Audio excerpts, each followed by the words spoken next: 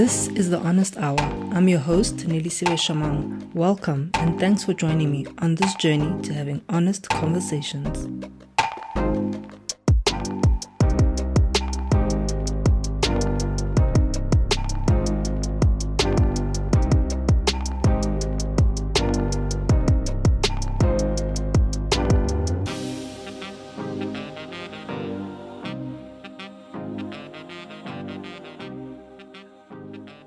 Hi guys, welcome to the Honest Hour podcast. Today I'm joined by the lovely Esther Saunders, someone who we initially met on the show, Our Perfect Wedding. I think Our Perfect Wedding has been such a popular and topical and most talked about show on social media. And I stumbled upon Esther's TikTok, and she was talking about her life and what has since happened since we last saw her um, on Our Perfect Wedding. And she had this beautiful dream wedding, just this glorious love story.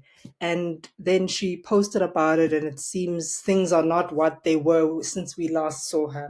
So I thought this would be a great opportunity to just catch up with Esther, find out who she is. Because I mean, the show was a short show. It's like what, 30 minutes to an hour long, right? So we didn't really get Yeah. to know who Esther is as a person. So who are you? What have you been up to? And before we get into how you ended up on the show and what has happened since, who is Esther Saunders?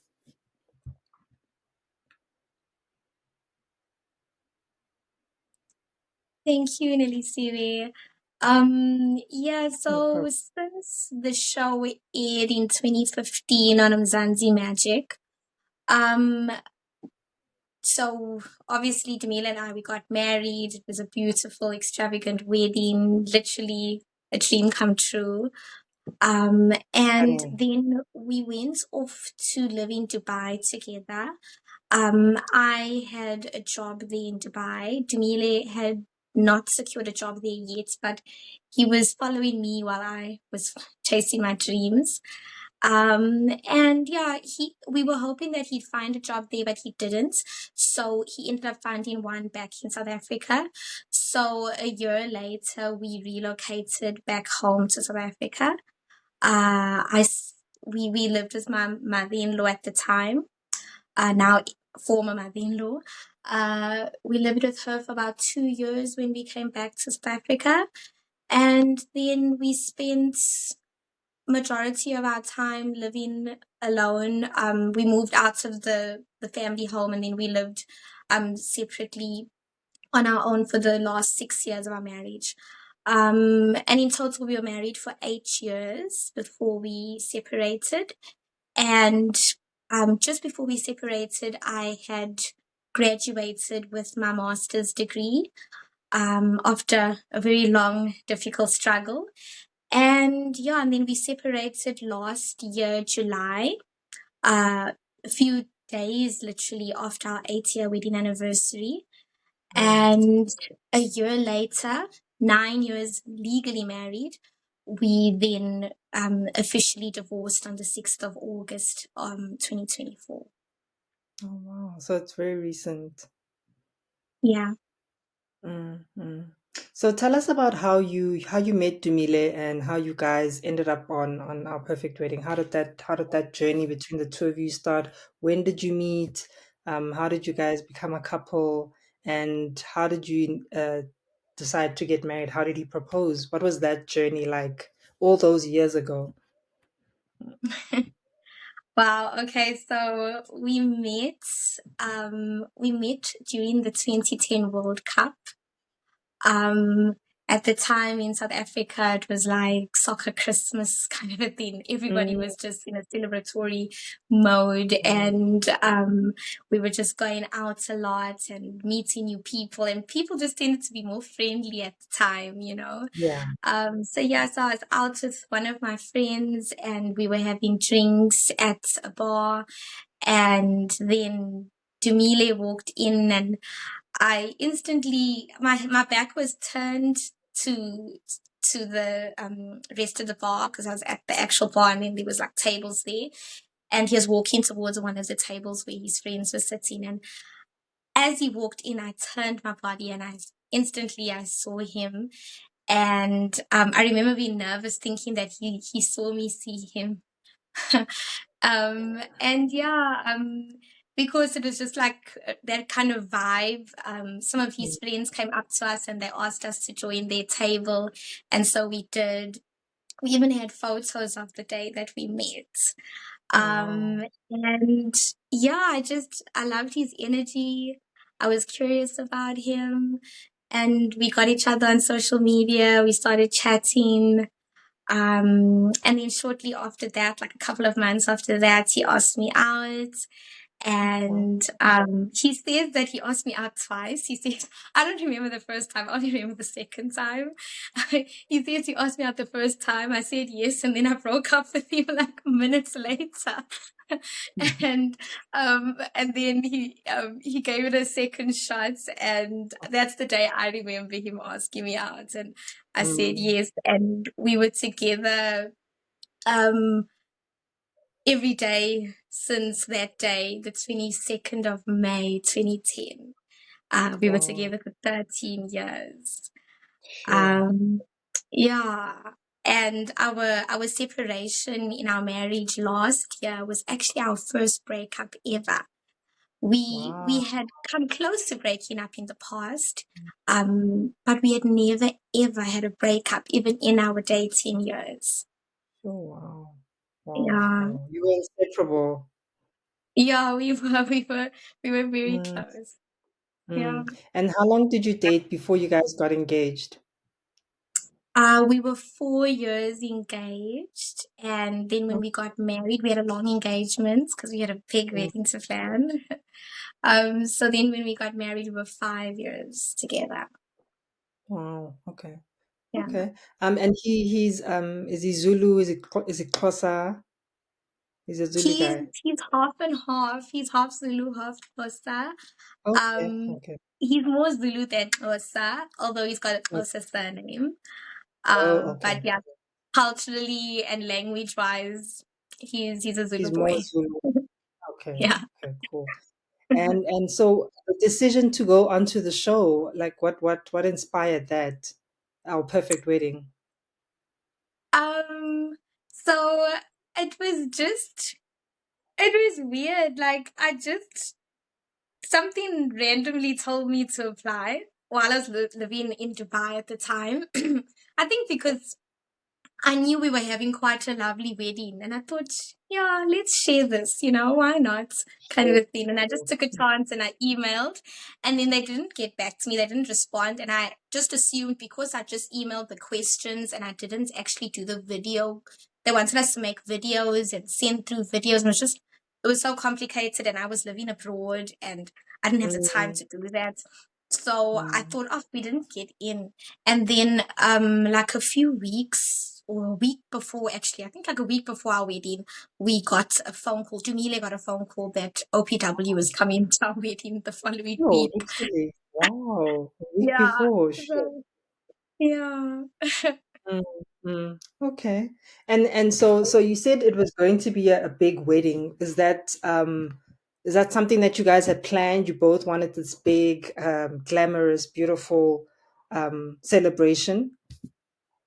So I didn't necessarily actually want a big wedding. I wanted an intimate wedding because I find intimate weddings so romantic, and Mm, I'm a romantic person. But I mm. did want an elegant wedding. However, my former mother-in-law wanted a big wedding. Okay. So, because she has a big family and she has a lot of love in Okay. her heart. So, Of so yeah, so we invited over 250 people to our wedding. This is the white. Yeah, this was the white wedding, yes.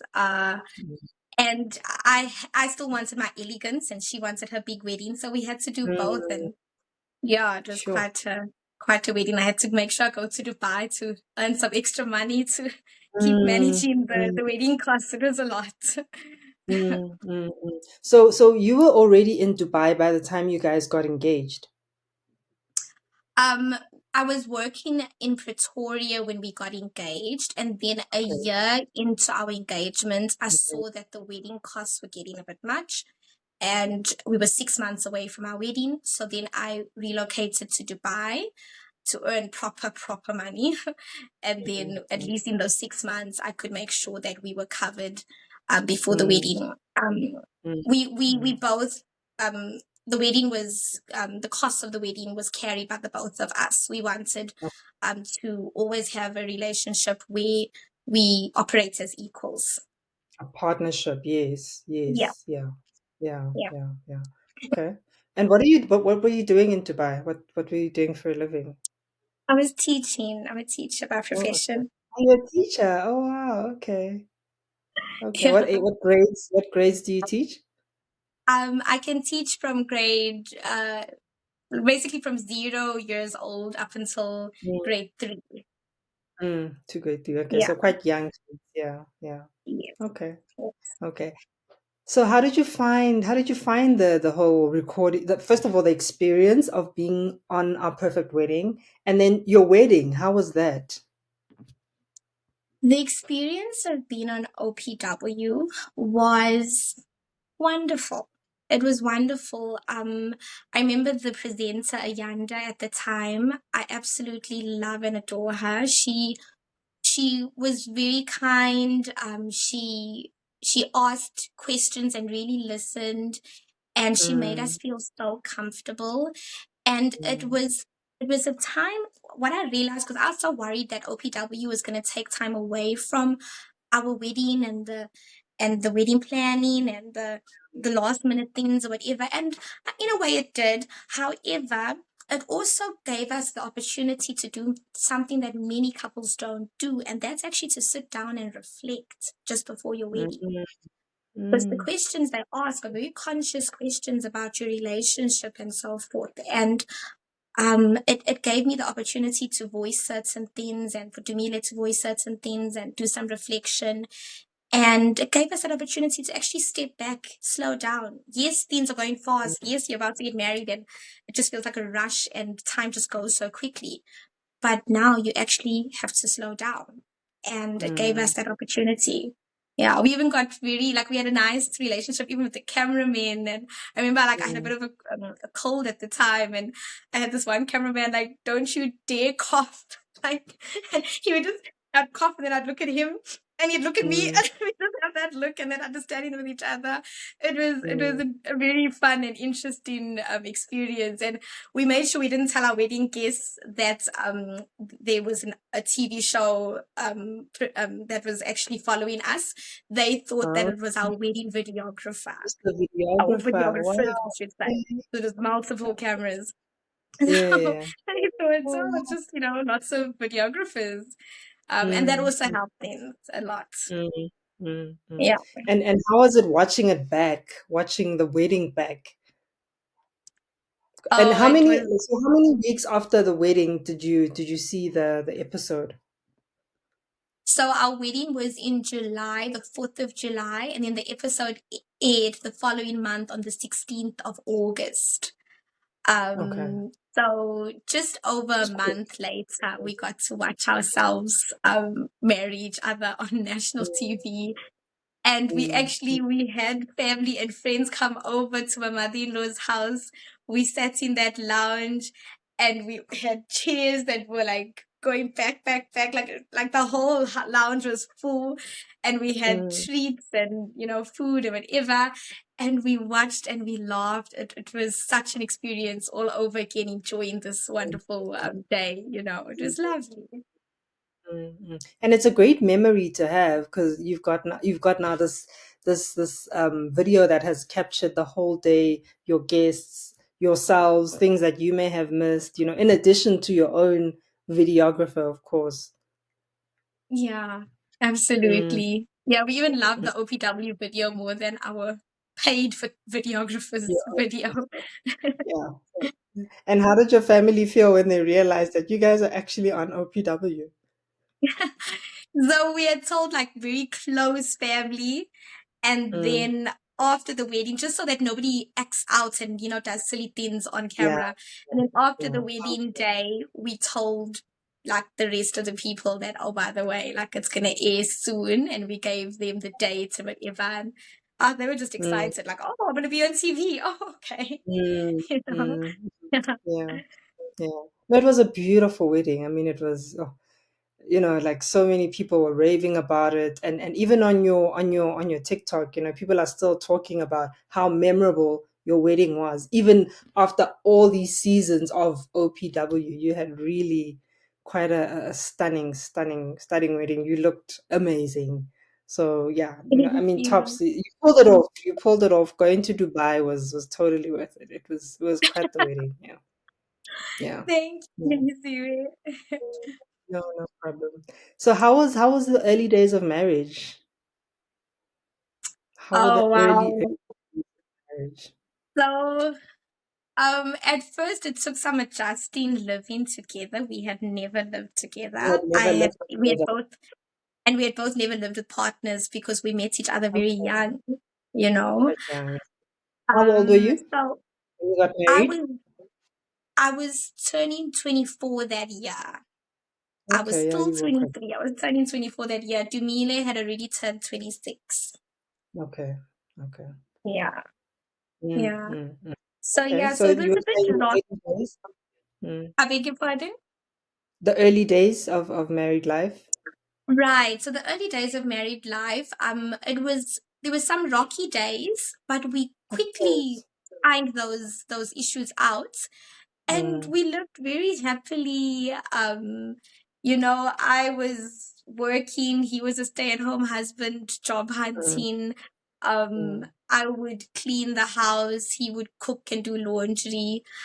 mm, mm, Um, and when I'm at work, he'd go and run errands, mm, paying the aircon bill or the mm, lights and Wi-Fi mm, bill. We had a nice balanced life. Um, mm, yeah, it was actually very beautiful. We even mm, celebrated our 6 months married by going to the Dubai mall. In front of the mm, mall, there's this waterfront with that they do like a dance, like a water show, and you can also go on the gondolas there. And mm. behind the gondolas is this beautiful view of the tallest building in the world called the Burj Khalifa. Oh So yes. yeah, so Jamila and I have a photo of us on the Oh, gondola, on that wow. water with the Burj Khalifa in the background on Mm, our 6 months married day. mm, mm. Oh, that's so sweet. Did Yeah. the fact that he did not work put a strain on your marriage? Because I know a lot of men, they pride themselves on their ability to provide for their families. Yes, it did in the way in which it affected him. Then it began Mm, to affect me. It didn't affect me at all until it affected him. really? So Okay. it began to make him feel um like I Like a can't say how he burden, felt actually. I don't know. Maybe he felt like a burden. Maybe he maybe, felt inadequate. I don't know, but maybe. he wasn't taking pride in himself, and he got Mm, stuck in a rut. But I mm, I communicated with him, and we came right with that. Yeah, it mm, didn't take as much of a strain as other things did in our mm, marriage. Yeah. mm. And was he not working because you guys were living in Dubai, or what was the reason for he's not being employed?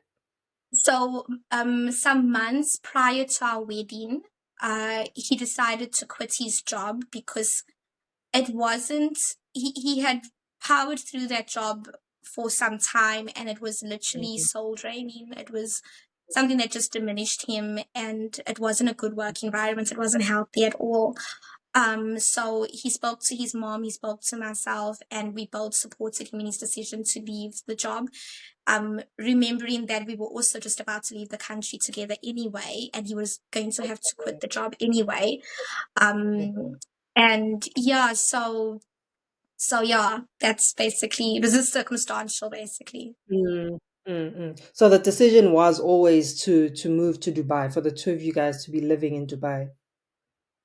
Um, at the time, yes, it made sense because he wasn't happy in his job, and I had Mm, secured a very good job that was able to give us a lifestyle that we wanted. So mm, it made mm, sense at the time. Yeah. mm, mm.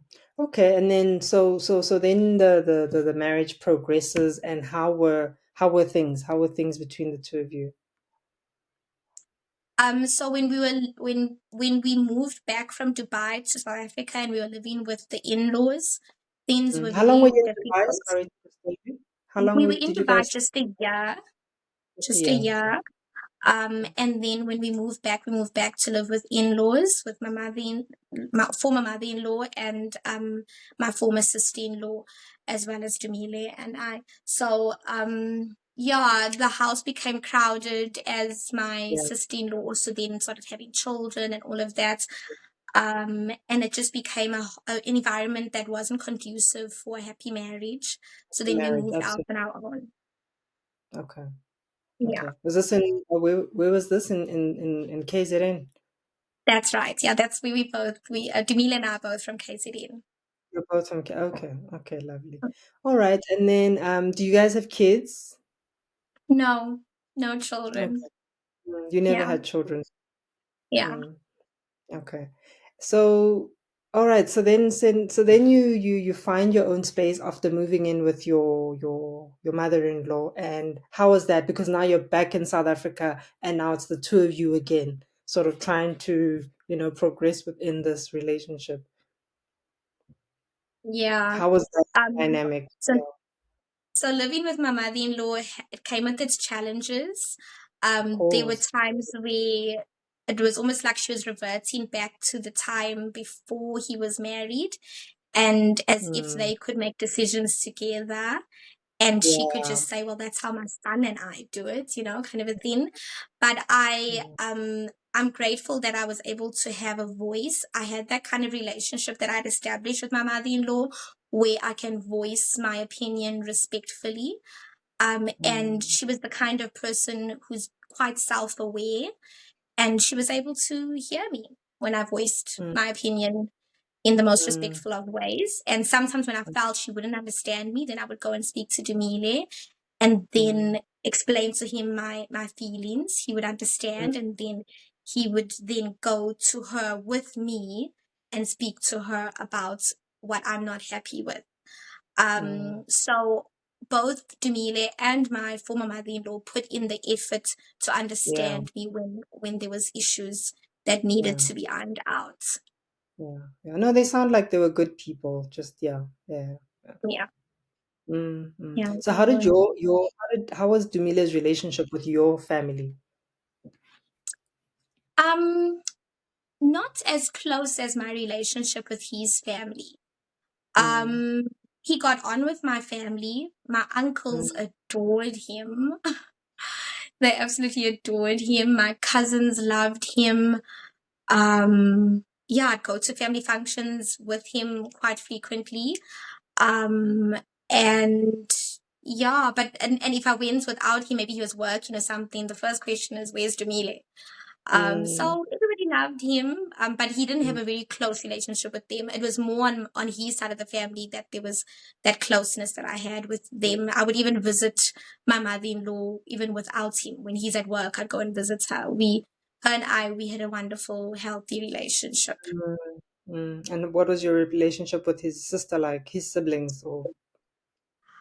With his sister, it was tumultuous. There were times we would get on very well. There were times and we'd be very close, even, like friends. And then there were times Mm, where, yeah, there was just some drama. he's But all in all, he's we had a close relationship, to be quite mm, honest. throughout the wedding, throughout the marriage. Throughout the marriage and even in dating years, we were very close. Okay, I would okay. even be the one, like I was her big sister. I would be the one who, like when it was her matric dance, I'm the one she would ask to take her for her dress fitting and things like Mm, that. And yeah, we're mm, very close. mm, mm. So what were some of the things that you think, I mean, looking back now, contributed to the demise of the marriage? I think it came down to like literally core values, Really? things that were was basically set in stone. There's certain things about a person, like you can have like growth can take place over time and you can evolve into a new person, but there's certain traits and certain things about your character that are just very set in stone, Mm, and it's the way God made you. yeah. Those differences that we didn't realize was so imperative. Mm, Um, those are the differences that actually broke us up in the end. mm. Yeah. And they were not things you could work through? No, because it led Mm, to reoccurring fights okay. that we would try to resolve on a surface level. Mm, However, you can't clean up the surface when it's the root issue that is all the mhm, way down there that you can't actually change. It's the things mm, that are beautiful about you, like the things that are mm, beautiful about me and the things that are beautiful about Dumile, and what makes him Dumile and what makes me Esther. Those things that we don't want to change about ourselves, those things were actually causing other issues on the surface. And I think our breakup was a long time coming and it was mm, inevitable. Yeah. really? Yeah.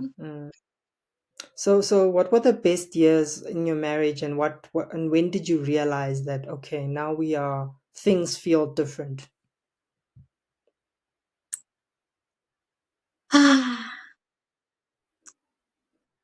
The best years of my marriage were the first year while we were living abroad, Mm, because we literally just had each other and mm, we mm, grew and we built together and we formed a beautiful bond that kept us going for a long time. And the other best year was, it's so strange, but it was the year before we broke up. I know it sounds really? weird. That does Yeah, sound very strange. Yeah. I know it sounds weird, but yeah, that was also the best year. Yeah, How? we lived because we lived Mm, on the coast at the time, and mm, we would frequent um the beach even at night. We mm, would sit on our balcony and watch the stars, watch the mm, sunset, and manifest a future together and pray mm, together. We prayed the most in our last year. Uh, well, the year before our last year, um, and and yeah, we would read the Bible together. We would worship together. It was a dream come true for me. It was how I mm, always wanted our marriage to be. mm, Yeah. mm. And when did you guys realize that you may be in trouble? It was when we moved back into the city. So when we were living on the coast, we were a bit out of the Mhm, city, and we were quite far from family as well. Far mm, enough that you need to plan visits, but not too far mm, that you can't see each other frequently, though. But not too mm. frequently. So it's like a nice balance. It was perfect. Yeah, And yeah. then we moved back into the city, somewhere more central in Durban, and very, very close to my former mother-in-law. Mhm, So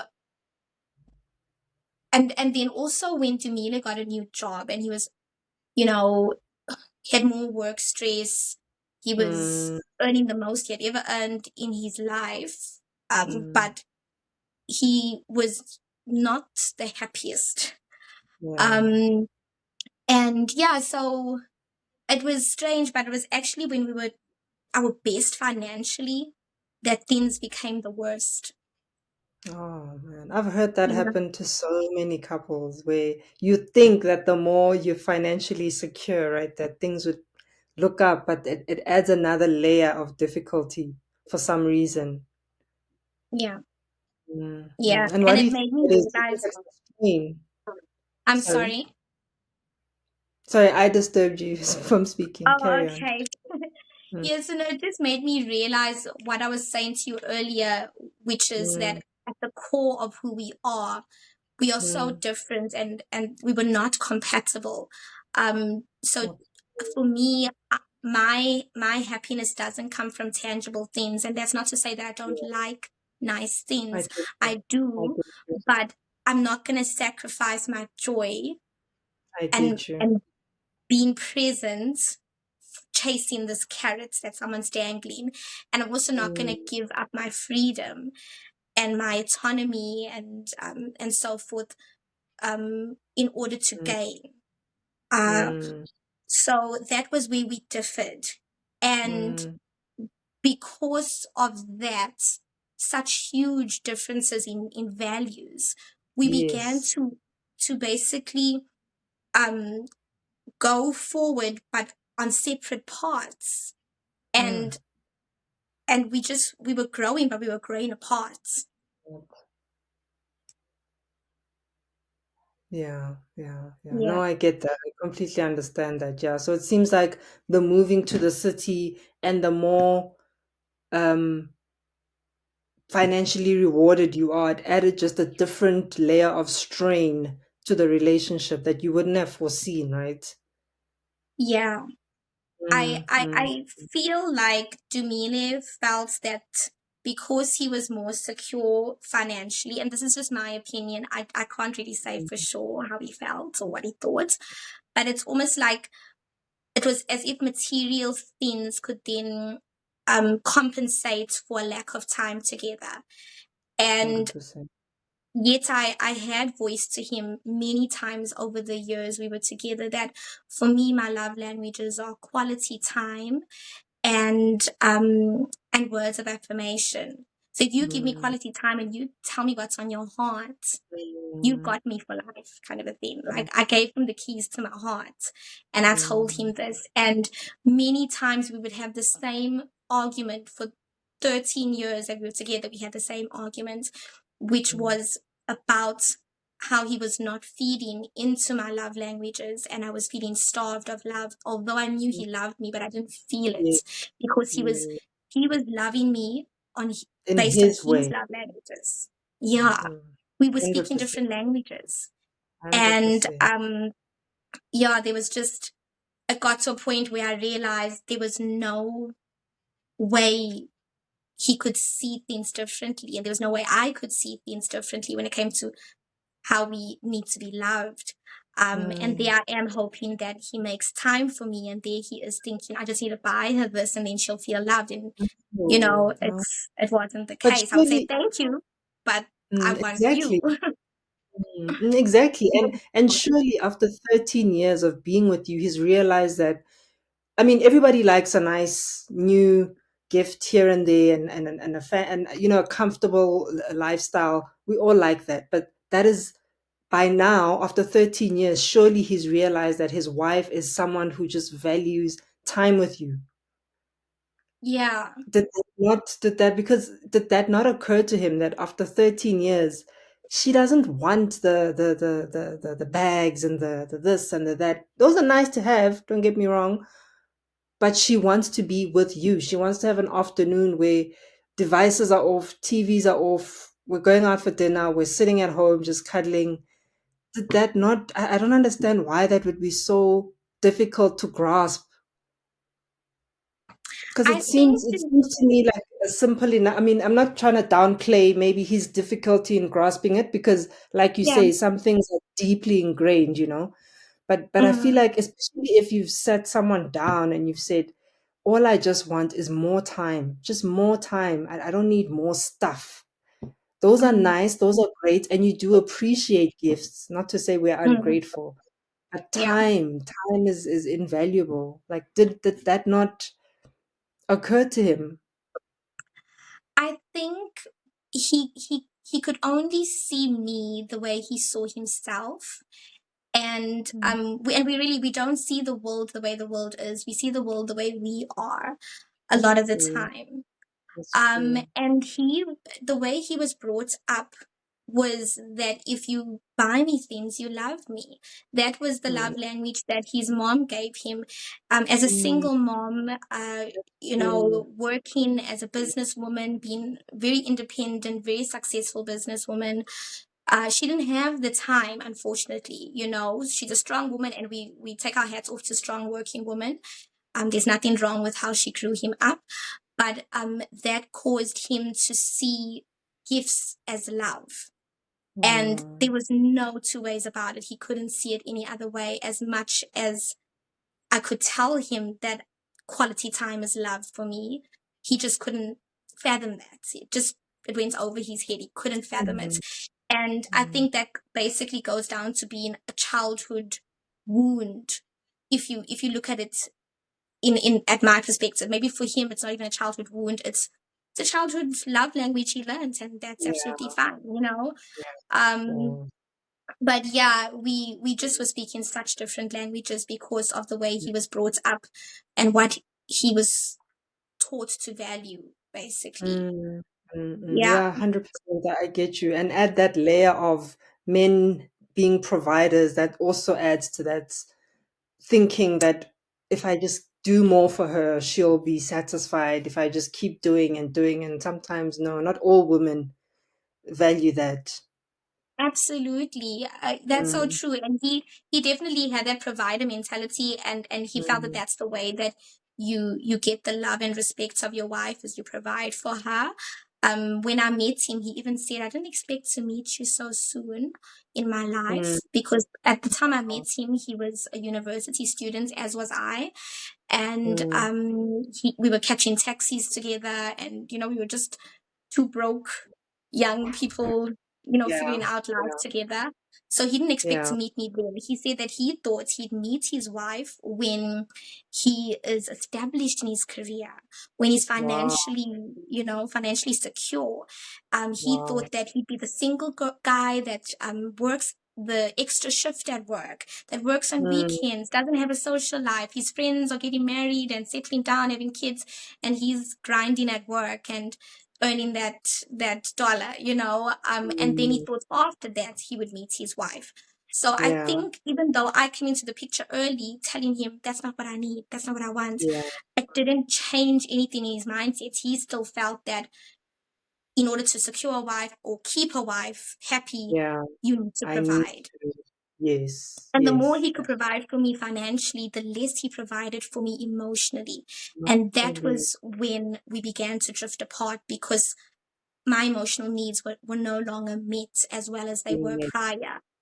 mm, And already emotionally, I was asking for more, but throughout our relationship. But then when he was more financially secure, it was even worse emotionally. I mm, got even less emotionally from him. mm, It's like you're emotionally starved, basically. Yes, I Mm, was. mm. And what were the things that he was asking of you that maybe you felt you were not able to give to him? I always felt inadequate when it came to the fact that I did not grow up in his culture, Yeah, and I I wanted did to not ask about. speak. Mm, Yeah, and I did not mm, speak Zulu, and I tried to learn Zulu many times, but I felt I wasn't supported in that attempt to learn Zulu. I felt I wasn't supported by him. mm, Maybe that was his way of supporting me. I don't know, but I just felt like he didn't really want me to know Zulu. But mm. then me not knowing Zulu and me not being Being brought Zulu. up in yes, being brought up Zulu, I felt like I could never be the wife he actually dreamt of. Mm, I don't think I He was, wasn't what, yeah, you are not what he dreamt of. I was not what Yeah, he dreamt of. But I when he get met you. me, I seemed like the dream girl, and he wanted to Yes. secure this dream girl.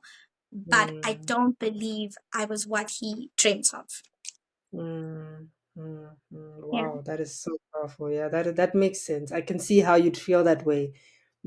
And what did you feel truly accepted by the family? Did you ever feel there were those hints of she's not really one of us. She's an outsider, and not because you married into the family, but because you are not a Zulu girl or a Nguni, whether Zulu, Xhosa, Ndebele, Swati. Do you ever feel Mm. that from his family or friends? No, I felt maybe I was naive. I don't know, Mm, but I felt very loved, very accepted, and welcomed mm, into his family. Um, mm, yeah, like his mom even was cognizant of the fact that I didn't grow up Zulu, and she would sometimes sit me down and teach me certain things about the culture that I needed to know in certain mm, situations. And sometimes she would make compromises to suit my cultural differences. mm. Um, so yeah, and his uncles would call me Mshani, what? Can't remember now. What's the word? Mshani Wam. Mshana, Is that it? Mshana wam, Mshana. Mshana Mshana Wam. wam, Yeah, they would call me Mshana Wam. They loved and mm, accepted me mm. as their niece, just like he was their Daughter-in-law. nephew. Yes, Mm, exactly. Yeah, I was definitely welcomed with open arms. I yeah. can't fault them on any of that. Yeah, So it was more an insecurity on your part that you don't feel like, you know, he was what you were what he wanted ultimately. It was more an insecurity on your part. definitely. Yeah, yeah, yeah. Okay. Yeah. But okay, so you say that that was what else was Dumile asking of you that you felt you couldn't give to him, if anything? Or was the unhappiness more on your end than it was on his end? Um, I think he was also maybe asking for my silence. I think Dumile can go for ages just grinning and bearing things. And Mm, um yeah, just not dealing with situations. mm, Whereas I like to face my fears. I like to face difficult conversations, mm, and that brings closeness. I'm all for the mm, connection. mm, Whereas he's just, as long as he's a routine, as long as like he feels safe in routine, he doesn't have to be connected to me. mm, But as long as there's a mm, routine and there's a commitment that we've already made, then he can just get on and go on like autopilot emotionally. Even he doesn't have to be present. So I think he would have preferred my silence and complete acceptance. But mm, unfortunately, I couldn't give that to him. But I think someone mm. else can. That makes so much sense. Like he's more of an avoider. He can just go on with it or sweep it under the rug and he'll deal with it at some point in the future. But you are not someone who's able to just bear that uncomfortableness for too long, whereas he sort of can. Yeah, I understand that kind of relationship dynamic. Yeah, yeah. Yeah. So yeah. So you said when you moved to the city, things started to change. What did that look like? So yeah, things did start to change when we moved to the city. He Mm, became more aloof. Um, I mm, didn't actually know where he really was. When he would leave the house. There was dishonesty. There was a lot of hidden things. Um, we sat down and had quality conversations far less. Um, we had hardly any quality time. We hardly ate dinner together. Um, we often ate dinner at separate times. Um, yeah, the quality time, we in when we were out of the city, we would, watch the stars together, and it felt mm, like every night was date night under those stars. We didn't need to spend money to spend time together. And then in marriage counseling, when I said, we weren't spending quality time together, he said, but I don't have knowledge of how much extra money we have. and Esther does. But then I think that that's how he saw it. However, when I would say let's sit down and have a budget, because I also don't know how much money extra you have. Why do you think I have extra money? Kind of a thing, because we were both seeing to different things in the household. But I think he thought that what I was seeing to was less of a burden than what he was seeing to. That was his Mm, assumption. But if we sat down and mm, budgeted like I asked, I think it would have been a different story. But there was some things he was hiding, so he didn't want to budget for some reason. He kept avoiding budgeting. okay. So yeah, there was just a lot of secrets between us. There was a lot of distance. There was a Mm, lack of quality time. There was a lack of vulnerability. There was even a lack of eye contact, and not that Dumile would give me much eye contact ever, but even just to look at me, he would hardly look at me, and I was starved of even his gaze. mm, sure. Mm, wow. Yeah. Yeah, the distance between you guys really it crept in and it showed itself, in the highest form. I mean, when you can no longer show that basic form of intimacy of just looking at your partner, things have really, really deteriorated. So the marriage counseling didn't, you don't think it helped you guys? No, it didn't. It just it just pushed us further apart from each other. Um, Mm, I could just see that there was just issues that went beyond us that I just didn't believe we could resolve. I had lost hope in our marriage at that point. mm, Um, when I saw how things carried out in our separation, we went, well, the initial months of our separation, the first 4 months of our separation, we actually continued living together, but just in separate bedrooms. okay. But in those 4 months, I made up my mind that actually we are not good for each other. And then I Mm, moved out, and I still hadn't made up my mind that I was done with the marriage, but I you was needed on space. the fence. I was on the fence. And then when I moved out and Dumile didn't even contact me months later to say, hey, how you doing? Like, how did you settle into your new place? Are the cats Mm, okay? We had cats together. Now they were living with me. Are the cats mm, okay? Something. There was nothing, no communication at all. For mm, whatever reason, like I'm like that's his journey, and he's welcome to take his time with his journey, and I understand that. But I just felt like as if our marriage was meaningless to him.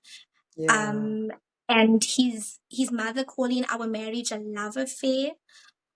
When I spoke to her about our marriage, and when I told her that we're getting a divorce, and she said, "Oh, my son doesn't tell me about his love affairs." That really hurt me and made me know that I was doing the right thing in divorcing Very him. dismissive. Yeah, it's very Um, dismissive. Very disrespectful, because in actual fact, I was not a love affair. I was a Mm, wife. I was a you're a family member. wife. Yeah, your family. Actually, you're a daughter. Actually. Yeah, I'm Mm, exactly. And she called me her daughter for many years. So for her to turn around and call it a love affair, and to say that my sons don't tell me about their love affairs, making me as if I was just a girlfriend just that something. stayed over for a weekend, was Yeah. completely disrespectful and humiliating. And she was putting all the blame on me that we were getting divorced. She was saying that if I had come to see her months prior, when she told me to come see her, then we would not be getting divorced right now. And I said to her, I was not going to do that, because it should not be determined by her whether our Yeah. marriage Hundred makes percent. it or not.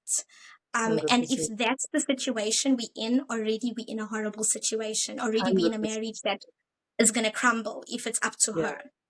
You Yeah. know, They what offer was guidance. supposed, They don't. Yeah. They don't dictate. yes, guidance would have been appropriate, but not dictatorship. And what was Mm, actually appropriate and what was culturally correct, from what I know and understand, is that she was actually supposed, well, he was actually supposed to call a meeting with my yeah. family and his family, his uncles and my uncles, just as they did when it was my, what's it, Lobola. ut, ela, what's that one, when they propose? Oh, like when they with the meetings of the families when they Yeah, is it called bazocela Kotela or ubuhlobo, yes, that's something it. like that. Yeah, Yes. yeah, yeah. Yes. So we Mm, had that. And his mm, uncles asked my uncles for my hand in marriage. So we were supposed to mm, sit down again at the yeah, end of at the possible end of this marriage and again have yes. a discussion. And that was the Mm, respectful thing to do. And that was not done. And then mm, I was being blamed for not meeting with her by ourselves.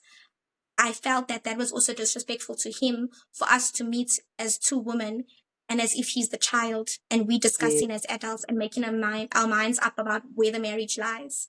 Mm, So, yeah, mm, mm.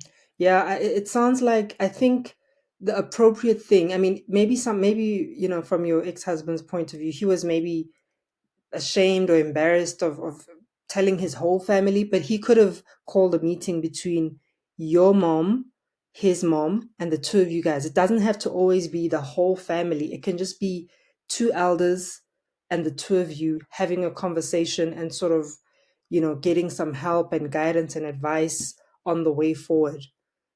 But if none of that absolutely. was done, I mean, it's like, okay, you're not interested in anything. You're just completely just, leaving it to me. Yes. And that Mm, actually, it was a reflection of our entire marriage dynamics. It was often mm, just left to me.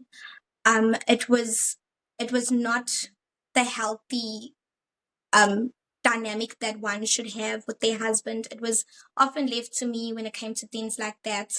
And mm, I didn't like being in the driver's seat. It filled me with a lot of anxiety. But mm, that just showed up again in our separated time. Was once again, it was left up to me. Um, if he had maybe come to the party and he had shown some leadership and taken some initiative, I might have considered continuing to work on the marriage, but there was yeah, just a lack of initiative from him.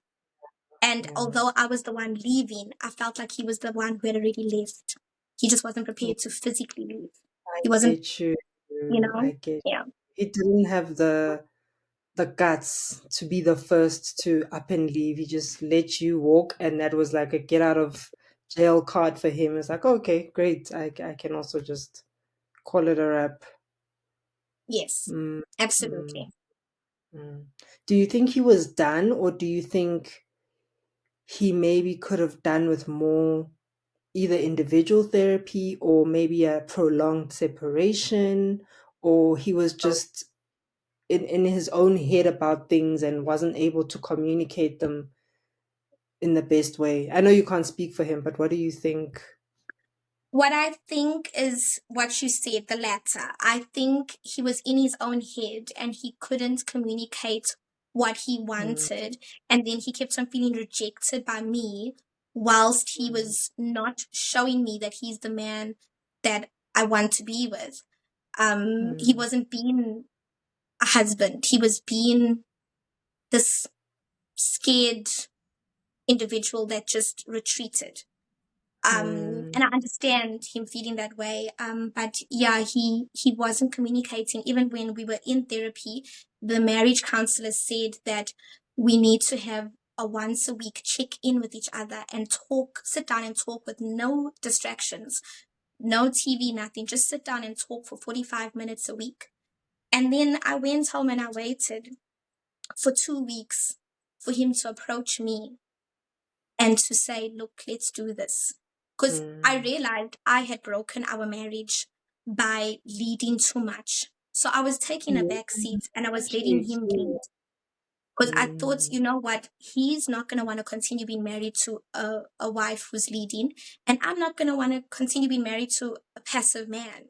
So let's mm, see if he can be the man I want him to be mm, and what I deserve for him to be, while I stop being the leader that he's not being. mm, Because I was really mm, taking up that leadership position when he was not making any decisions, taking any initiative, just living on default, just seeing what happens. Because he was mm. living like that, I then had to steer the ship.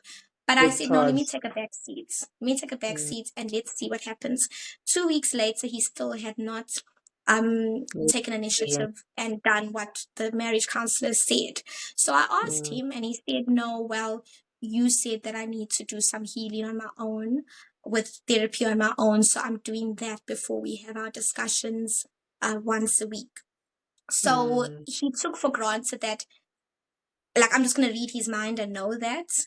And I also feel like he took me for granted, and he thought that just like I've waited 13 years for him to come around, that I'll wait I further know. for him to come But, around with mm, his healing. Um, mm, but by then I was actually checking out. I was emotionally checking out, and it was actually really little he was giving, and it was like a little, and it was too late at the same time. sure. Oh my goodness, that's so sad. Did you ever feel the pressure to keep going because everybody had witnessed this big, beautiful wedding on national TV, or was that just not a thing for you? Oh no, definitely it was a thing for me. Mm, Definitely. 3 years prior to us separating, I actually had a conversation with him. Once again, the same arguments we had for years. I had a conversation saying, you know, if this emotional um starvation from you continues and my needs are not met emotionally, then mm, I don't think this is going to work. But I'm not blaming you. I understand that you need some time. You've got some healing to do, and that's mm, fine. So let's separate amicably. This was 3 years before our separation. I said, let's separate amicably. I will go and teach abroad again, and I will stay faithful to you in those 3 years. I will be your wife in every kind of way. mm, But we'll just be physically apart for 3 years. mm, And when people ask you, I'll just say that you'll just tell them that I'm teaching abroad again to make some more money, and I'll come back. mm, And then 3 years later, we can sit down after you've done your reflections, healed whatever needs to be healed, and we can sit down and find a way of getting back together. But the goal is to get back together and to stay together. yes, It was never yes. to be apart for too long. Yes. And he begged me to not do that. He begged me to stay. I think he was afraid of losing me. And Mm. the thing is, I think it would have been the healthiest thing for our relationship. I think we should have Yeah, actually done that. It would have saved our yeah, marriage. But he was yeah. so afraid of losing me that he actually Mm. did. Oof. Do you think he was afraid of what people would say? Was that a part of it? He was. And that's why I came up with that idea. I said, nobody needs Yeah. to know, No one you would know? know. Yeah, no one would know. Yeah, I wasn't Exactly. even planning on telling my best friend or my mother. We were gonna Mm. even continue communicating Exactly. on, Yeah. you know, Yeah. Yeah. yeah. Yeah. I loved him so much. I loved Mm. him so much. Mm. Do you believe that love is enough to keep a marriage going? No, No. absolutely not. Mm. Mm. Oh, I'm sorry. Is looking back, looking back now. I mean, you talk about the separation that maybe could have helped you guys. What else do you think you maybe let run for too long, and it was by the time by the time you guys separated, it was too late, too little, too late. What could you have done sooner? Maybe in the early years, or maybe in your fourth year, fifth year of marriage, that could have actually um, you know, gotten you to a different ending. And not to torture you, but just to maybe for other couples who may watch this, who may see this and see the early warning signs and what they could do, to avoid a potential divorce somewhere down the line. I should have spoken to other married women. Mm, I should have even spoken to divorced women. mm, I should have told people that I could trust, that were close to me. I could have even spoken to my therapist, which I mm, didn't. I could have spoken to someone about the unhappiness I felt in my marriage, and I could have mm, gotten a different perspective of how to deal with things, of how to approach things, of how to communicate what I need, and of mm, actually what my needs are on a practical level, and how I can voice that to him in a mm, healthy manner, instead of trying to play perfect and mm, paint this mm, pretty picture to everybody and mm, live in denial about our mm, issues. I should have spoken up sooner, a lot sooner. mm. Yeah, yeah. Did you not speak to anyone within maybe your inner circle, maybe your best friend, your mom, your siblings? Was there no one who you trusted to tell the full extent of the loneliness that you felt? I used to tell my therapist, my Mm, best friend and my mom was shocked when I told them that we had split up. They did not really? see it coming. I didn't want Coming. anyone who knew him to see him badly. My first 100%. priority in my life was always to protect my man's image. Yes. Um, so I Yes. would tell my therapist that I was lonely, but I actually still Mm. wouldn't tell her why I was lonely, and tell her Wow. what I was missing in my marriage. I would never tell her. I would tell her my marriage is the best thing ever. Yeah, I kept that from everyone. The only Mm, person, I can't even say person, the only time I spoke about my unhappiness in my marriage was when I prayed. mm, I only talked to God mm, about our issues, mm, mm. but I don't think Yeah. I was listening, because I'm sure God was telling me, speak to someone, my child, Yeah. and I was not Yeah. listening. Yeah, Yeah, yeah. But it's understandable, you want to protect your, like you say, your spouse's image. You want the best for them at the end of the day as well, You don't want to portray him as this person, and so that was completely understandable. I don't think that that's a bad thing. I don't think that's a bad thing at all. Um, yeah, it's just unfortunate that it got so bad that your heart just couldn't take that isolation any longer. yeah. Yeah, yeah. So what's your relationship with Dumile like now? Um, we don't we don't have one. Um, when we were living together as a separated married couple, uh, his resentment towards me intensified, and um, the home became very uncomfortable for me. I mean, I think for him Mm, as well. He would retreat in his room, and he wouldn't leave that room unless to get something to eat or to use the toilets, and he'd go right back. Um, and then when I moved out, there was zero communication, except, oh, I need to fetch this from the house. mm, I forgot to fetch this. And then we arranged with that. And once I had gotten the basics I needed, and I didn't move out with much, I moved out with my clothes, the cats, and some pots and some pans, some mm, cutlery, and mm. like 2 cups, 2 glasses, 2 plates, and then I left everything else. I left all the furniture that we bought together. Mm, I left everything else.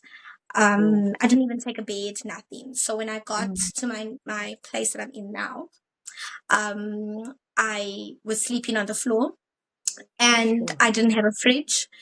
And yeah, then as time went by, I was able to get a fridge Start and from- get a bed. Yeah, Yeah, yeah, yeah. You literally started from scratch again. I did. Mm, I mm. did. Yeah. And why is that? Why did you leave everything? Was it just you just wanted peace? You didn't want to fight over stuff. Yeah, Was that it? absolutely. I didn't want to fight over stuff. Um, I I didn't value those things anyway. Mm, Um, mm, I just felt that I'd already lost the most important thing to me, which was my connection with mm, him. That was done, it was gone. And mm, everything else didn't matter. So I just wanted a fresh start. Wanted a fresh yeah. start. He's like, what do you want to take? And Mm, um, I said nothing. mm, mm. It's so sad that you guys, after 13 years, don't even talk, you don't communicate. There's no friendship, there's no relationship. It's just done. Mm, The last time we communicated before the divorce was last year, October or November, around there when I had mm, moved out. And this whole year during our divorce, the only communication we had with each other was not direct. It was his lawyer emailing my lawyer and then my lawyer emailing me. It was mm. indirect. And then Oh, when was it? On Wednesday this week. On Wednesday this week, we received our divorce decree. wow. Yeah. And Mm, I decided to reach out to him. mm. Can I read you the message I sent him? Yeah, you may, definitely, yeah.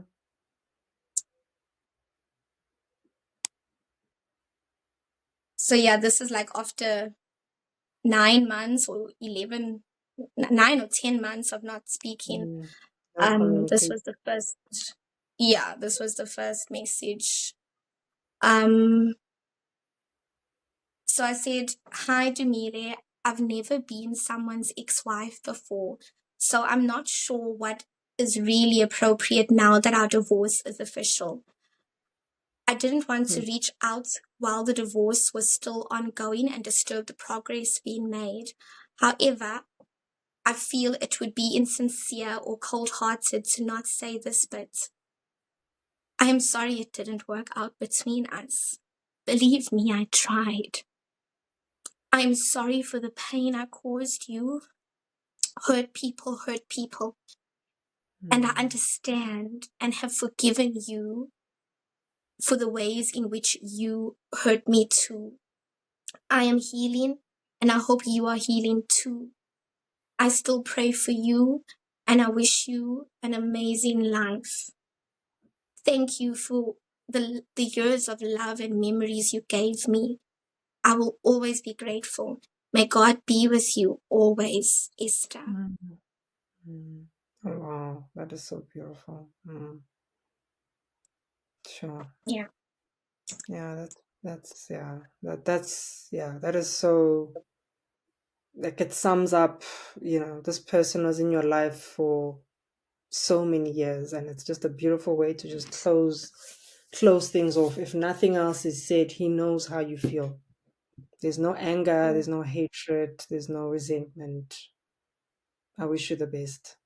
Has he reached out to you? Did he respond? He replied. He replied a few hours later.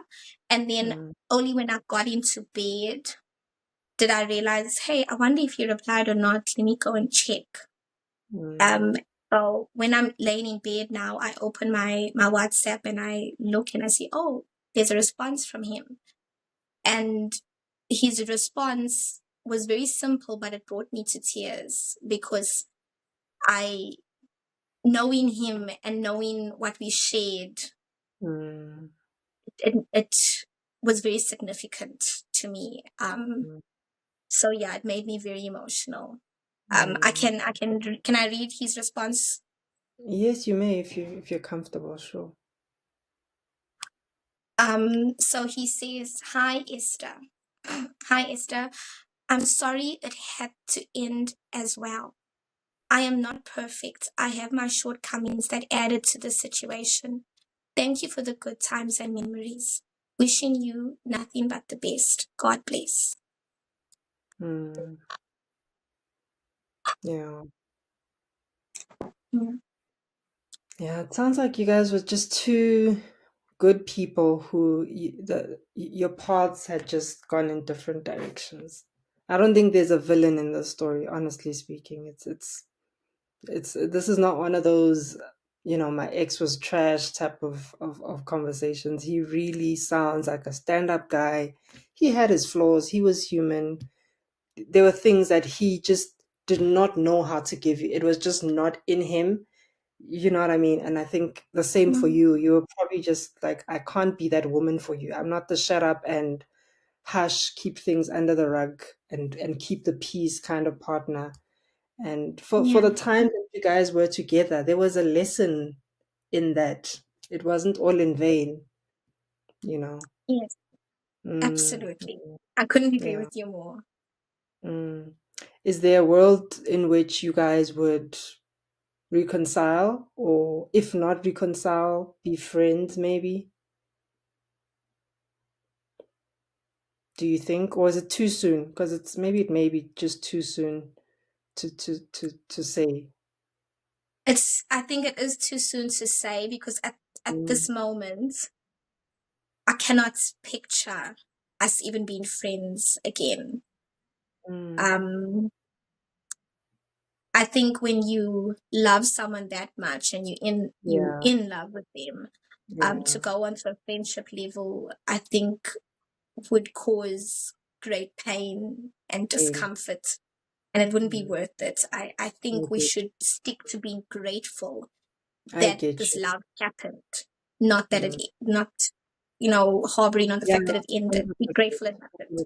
100%, 100% get you. Yeah, yeah. And there's no Yeah. hatred. It's just it is what it is. This is where we are, and I wish you all of the best. If you run into him somewhere, it's gonna be cool, but you're not. It's. I 100% understand. It would be difficult to be his friend, knowing how you have felt about this person for a large part of your life.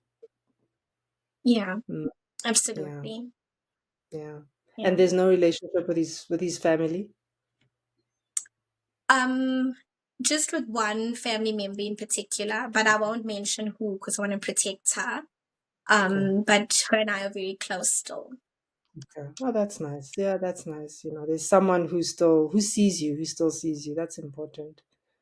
Yeah, Mm. Yeah. Because I know with divorces, people always feel like they have to take sides, allegiances.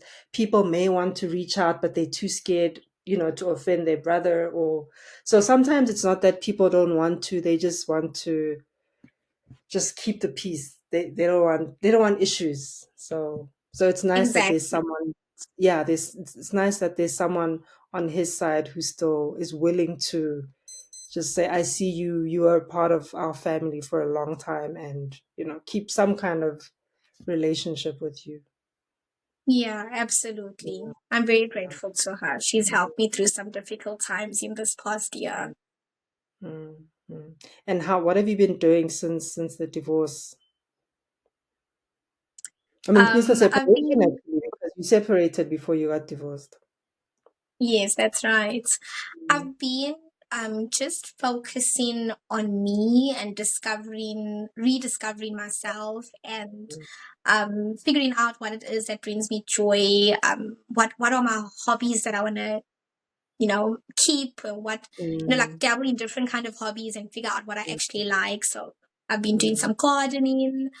mm, I've been painting and sketching, and I journal all the time, and I've started writing again. I've always been a creative writer, and now I've started my creative writing again, reading, doing my yoga. Um, yeah, just pouring into me after a very long time of pouring into others, mm. like Oh, so my sweet. husband and my in-laws and all of that for a long time. And I realized I neglected myself. And I think my neglect of myself might have even come before the emotional neglect I received from my husband. I think that the way others treat us can sometimes be quite a reflection of the way we treat ourselves. So I had Mm, neglected myself in the marriage. I wasn't mm, even like, I would go years and years without buying any clothes for myself, years sure. and years without doing my nails or my hair. I would Mm, just go mm, years and years of just neglecting myself, yeah. So now I'm being the best parent I can be to me. Mm, I'm reparenting myself and healing. That's what I've been basically doing. mm. And would you love again? Would you get married again? Are you open to that? I'm definitely open to loving again because I literally am love itself. I am a very loving soul and I love love. And Mm, my heart, I forgive very easily. So because I forgive very easily, it can be a strength and a weakness, but I look at the strength of it all. And the strength in forgiving easily is that I can love fully again. I know I have the capacity for that to give someone my all again. But that being said, getting married again, I'm still I haven't made up my mind on that mm, because I'm not even sure if marriage is necessary for a healthy relationship. mm, Um, so I'm not sure about that, and I don't think I'm aiming for marriage. I'm All I really want is a partnership in my next mm, relationship, a lifelong partnership. mm, Hopefully, mm. but And not marriage. really, I don't need yeah. marriage. Yeah, And to be truly happy, right? Yeah, just it's about being truly, truly happy with the life you have, not necessarily being someone's wife. If that contributes to your happiness, great. But if it also doesn't, that's perfectly fine. yeah, yeah. Mm, mm. No, thank you, Esther. I think it's been a lovely conversation. Thank you for being so open and honest, and sharing really private, sensitive moments in your marriage, in your journey, in your conversations with your former partner. I wish you all the best, and him as well. Like I said, there's no villain in this story. I think you guys are just two people who the journey had just reached its ending, and that's okay. Yeah. That's okay. Yeah, that's okay. You seem to be at peace. You seem to be just a lovely person, like genuinely, genuinely warm, and you know, um, learning about yourself in this process and how you can be better in the future and how you contributed to issues in the past. And I just hope you find all the things that make you happy, whether that's your career, your teaching, your hobbies, a business, a future relationship, your pets. I hope all of that comes to you because you deserve it. I truly do think you deserve it. Yeah. Thank you. Thank you so much, Delisiwe. That really means a lot to me. And I appreciate you reaching out to me. I'm very grateful for this interview because it's also given me an opportunity to reflect. Mm. And that's been part of my healing is reflection. So thank you for adding to my healing in that way. I appreciate it so much. No, you're welcome. Thank you for making the time. It would have been nice to have you in studio, but you're based in KZN, and I didn't want to like wait for when I'm in KZN or when you're in Joburg. Let's just do it online. We live in a digital time, so why not? Absolutely, Yeah, absolutely. It works out anyway, still. totally So, worked out. I yeah. really enjoyed this conversation. It's nice talking to people who are open and free and comfortable to just be themselves, and I get that sense from you. So it's been great. We'll see you on the other side, and I hope everything that you've ever dreamed of comes true in every form. I'll follow you on TikTok, and I hope people also enjoy this interview and take a lot from it. It's not just insight into someone's life. It's there's lessons from some of what you shared. So thank you. Absolutely. Mm. Yes. Thank you as well. I really Oh, appreciate it. all right, no problem. Thank you so much, Esther. Okay. All right, Bye. take care. Bye bye. Bye. I hope you enjoyed today's conversation. Let us know what you think by leaving a review. Also, remember to subscribe so you never miss an episode. Thank you for tuning in and see you next time for some more honest conversations.